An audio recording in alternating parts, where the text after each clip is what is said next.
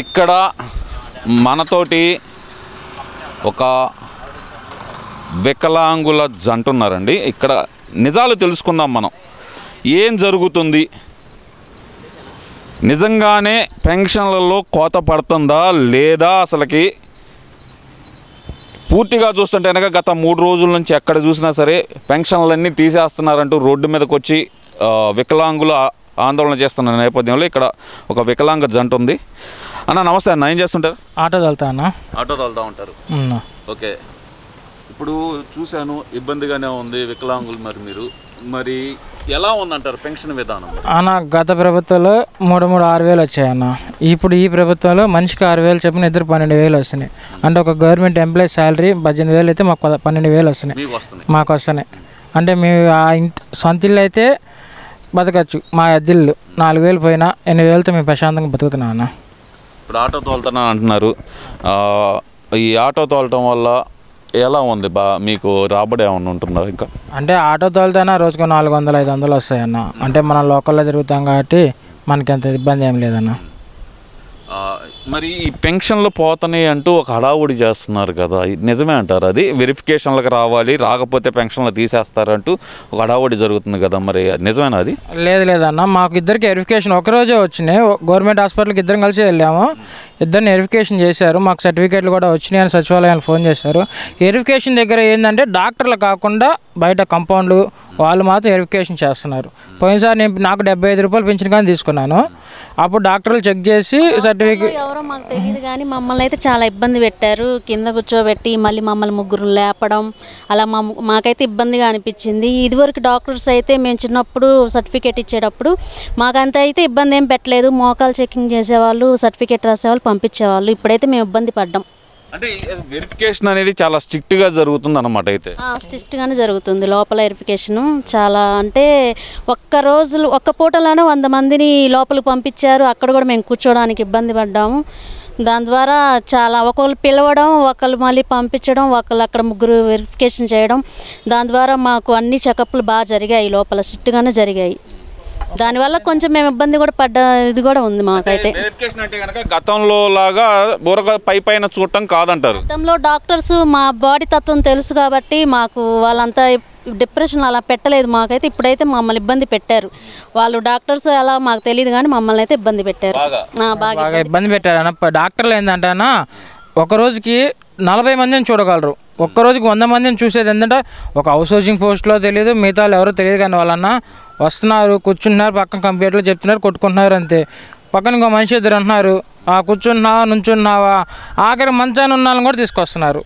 ఇది ఒక్కటే మారాలి అంతే తప్ప ప్రభుత్వం అనేది బాగానే చేసింది అయింది. కాకపోతే మాకేం ఇబ్బంది లేదు కానీ కొంతమంది పెన్షన్లు పోయాయి అది అని చెప్పి అంటున్నారు. నిజంగా పెన్షన్లు అలా మన బాడీ తత్వం తెలుసు కాబట్టి మాకైతే అంత భయం ఏమి అనిపించట్లేదు. ఎందుకంటే మేము అలాంటి వాళ్ళమే కాబట్టి మాకేం పెద్ద ప్రాబ్లం లేదు. మాకైతే ఎవరు ఫోన్లు చేసి మీ పెన్షన్లు పోతున్నాయి మాకు ప్రభుత్వం చెప్పింది అన్న మాటలు అయితే మాకు రాలేదు. అది మేము వెళ్ళాము, ఇద్దరం వెళ్ళాము. ఒకే రోజు వచ్చింది, ఒకే రోజు చేయించుకొని వచ్చాము మేము. ఇప్పుడు మరి వెరిఫికేషన్కి వెళ్ళటం అనేది అసలు ఉపయోగం ఉందంటే అసలు వెరిఫికేషన్ చేయాలంటారా? చేయాలి అంటే వెరిఫికేషన్ అయితే చేయాలి. ఎందుకంటే మాలాంటి వాళ్ళు ఇబ్బంది పడకూడదు ఇంకా ఫ్యూచర్లో. అసలు చేయడం మంచిది. వాళ్ళ వల్లే ఇప్పుడు కూడా మమ్మల్ని ఇబ్బంది పెడుతున్నారు కొంతమంది. అంటే దొంగ సర్టిఫికేట్ల వల్ల మేము ఇబ్బంది పడాల్సి వస్తుంది. కానీ జరగడం మంచిదే. కూటమి ప్రభుత్వం చేయడం మంచిదే అని మేము అనుకుంటున్నాం. మరి 4 రోజుల నుంచి జరుగుతుంది ఈ హడావుడిని ఏమనాలన్న అసలుకి? మరి పోతున్నాయి అని చెప్పి చాలామంది అయితే కనుక వికలాంగుల కోసం మేము ప్రాణ త్యాగం చేస్తామని చెప్పి హడావుడి చేస్తున్నారు కదన్న. మరి ఈ ప్రభుత్వంలో ఒక మనిషి ఉన్నాడు, నేను వీడియో చూపిస్తా ఒక్క నిమిషం. ఇగో చెల్లారామయ్య వైఎస్ఆర్సీపీ నాయకుడు కనపడుతున్నాడండి. ఇగో కనపడతాడు చూడండి ఒకసారి. ఈ ఆయన ఇంకా కొంతమంది ఉన్నారు బాపట్లలో. వీళ్ళందరూ టవర్ ఎక్కి మేము అది చేస్తాం ఇది చేస్తాం. ఈయన దొంగ సర్టిఫికేట్లు చేశాడు. దొంగ సర్టిఫికేట్లు చేసిన మొదటి కారణం ఈయనే.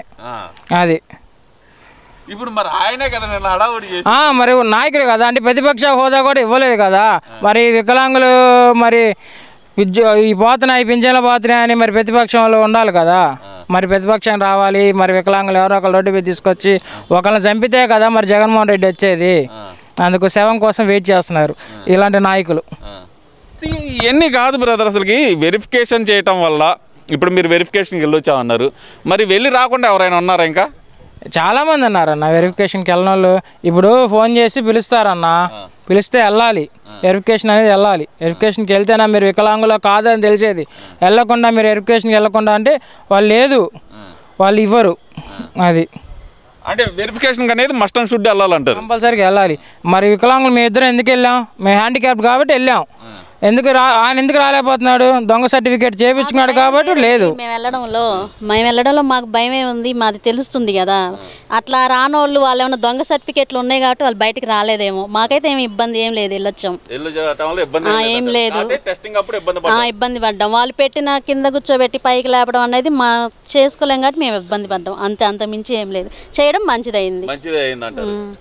బ్రదర్, అసలు నాకు ఓవరాల్గా చెప్పండి, మరి ఈ ప్రచారం ఎందుకు చేస్తున్నారంటారు? మరి వైఎస్ఆర్సీపీ కావాలని చేస్తున్న ప్రచారం, దొంగ ప్రచారం. ఎంతో కొంత దొంగ సర్టిఫికేట్లు వాళ్ళు చేపించారు కాబట్టి వాళ్ళు భయపడుతున్నారు. ఏడా మేము బయటకు వస్తాము, మా పేర్లు ఏడా చెప్తారని వైఎస్ఆర్సీపీ నాయకులు భయపడుతున్నారు. అది కూటమి ప్రభుత్వం ఇప్పుడు మద్యపానానికి అవినాష్ రెడ్డిని ఎలా వెంకపోయారో వికలాంగుల సర్టిఫికేట్లో మేము అందరం ఉన్నామని భయపడుతున్న నాయకులు ఉన్నారు. అది అంటే ఈ దొంగ సర్టిఫికేట్లు అసలు చేయడానికి గల కారణం ఏమనుకోవాలంటారన్న? అంటే సర్టిఫికేట్లో ఇప్పుడు మేము నడవలేని వాళ్ళు ఉన్నామన్న, మాకు రేపు ఉపయోగపడడం కోసం చంద్రబాబు నాయుడు గారు ఆలోచించారన్న. ఈ రూపాయి చంద్రబాబు గారు దేనికైనా వాడతారు. ఇప్పుడు దొంగ సర్టిఫికేట్లు పింఛన్ తీసేస్తారు. ఒక 100 మంది ఉన్నారు అనుకున్నా, ఆ 100 మంది పింఛన్ ఇంకా నడవలేని వాళ్ళు ఎవరైనా ఉన్నారు, మంచాన పడ్డ వాళ్ళు ఎవరైనా ఉన్నారు, వాళ్ళకు రూపాయి కలిపియచ్చు అన్న ఉద్దేశం మీద ఇది పెట్టిందన్న. అసలు ఏమి లేదు, అసలు మంచంలో ఉన్న వాళ్ళని కూడా వెరిఫికేషన్కి రావాలి అంటున్నారు, ఇది కరెక్టే అంటారా? మరి అన్న ఈ విషయం అయితే రాంగ్ అన్న. ఎందుకంటే మంచాల్లో ఉన్న వాళ్ళు బయటికి తీసుకొని రావాలంటే మనిషికి 4 కావాలి. అసలు చంద్రబాబు నాయుడు గారేమో ఇళ్ళ కాడికి వెళ్ళి వెరిఫికేషన్ చేయండి అని చెబుతున్నారు. మరి ఇక్కడ గ్రౌండ్ లెవెల్లోకి వచ్చేది ఈ ప్రచారం ఎవరు చేస్తున్నారు? మరి ఇక్కడ ఇళ్ళ కాడికి వచ్చి చేసేదైతే ఎవరు లేరన్నా. ఎంత మనిషినైనా సరే గవర్నమెంట్ హాస్పిటల్ తీసుకెళ్ళాలి. ఉదాహరణకి ఎందుకన్నా నా అల్లుడు ఉన్నాడు, మంచానే అన్నీ. పాప మా అబ్బాయిని కూడా మేము గవర్నమెంట్ హాస్పిటల్ తీసుకెళ్ళి వెరిఫికేషన్ చేయించి తీసుకొచ్చాం. 100 ఉండాల్సిన పర్సెంటేజ్ 90 వేశారు. ఆయన అసలు ఏం చేసుకోలేడు, మాటలు రావు, పాస్ వస్తుంది, బాత్రూమ్ వస్తుంది అని కూడా చెప్పలేని మనిషికి కూడా కొంతమంది చేసిన తప్పుల వల్ల అబ్బాయికి కూడా పర్సెంటేజ్ అనేది తగ్గిందంటారు. ఇప్పుడు ఈ పెన్షన్లు పోవటం అనేది అవాస్తవం అంటారా? మరి అవాస్తవం అన్న, పోవటం అయితే లేదు, పాస్ ఏం లేదు. మాకు ఇప్పటిదాకా ఎవరు ఫోన్ చేయాలా, మీకు సచివాలయం నుంచి కానీ మాకు ఎవరేం చెప్పలేదు పింఛన్ పోయినాయి అని. మా ఏరియాలో అయితే అందరికీ ఉన్నాయి. అదన్నా. Thank you.